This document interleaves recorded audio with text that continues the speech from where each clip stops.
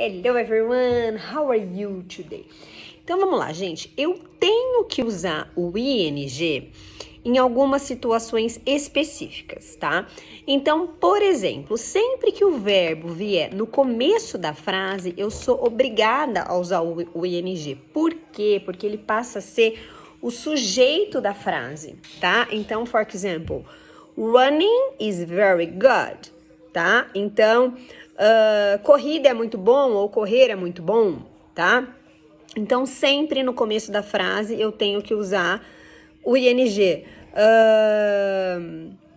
Eating fruit is good for the health. Comer fruta faz bem para a saúde. Então, sempre no começo da frase, ing. Então, esse não tem segredo, tá?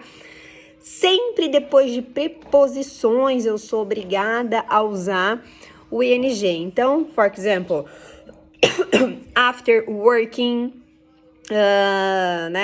depois de trabalhar, before starting, antes de começar, to be afraid of swimming, então ter medo, né, de nadar, to be sorry for being late, tá? Então, for, a preposição, for being late, tá? Então, perdão pelo atraso. Então, sempre depois de preposição, a gente usa também o ing. Então, esses são os dois casos que eu considero os mais fáceis, tá?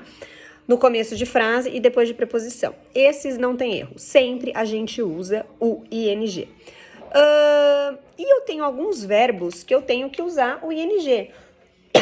Que aí não tem muito segredo, infelizmente eu preciso memorizar ou praticar cada vez mais, que aí vai ficar bem automático. Que é o caso de enjoy, então, for example, enjoy traveling, né, gostar de viajar, avoid missing, evitar de perder, depois de finish reading, depois de terminar de ler, give up, go on, tá? Então, tem alguns verbos que tem uma listinha que a gente tem que memorizar, que a gente é obrigado a usar o ing, tá? E também tem algumas situações que o verbo ele vira substantivo, se a gente adiciona o ing. E aí tem mais uma listinha que eu vou gravar um próximo vídeo falando sobre isso, tá bom? Então aqui eu falei de alguns verbos que são obrigados a usar o ing, que é o caso, por exemplo, de enjoy, finish, mind, imagine, give up, avoid, miss, depois de preposição e no começo de frase. Esses são casos que eu sou obrigada a usar o verbo, quando juntam dois verbos com ing o segundo.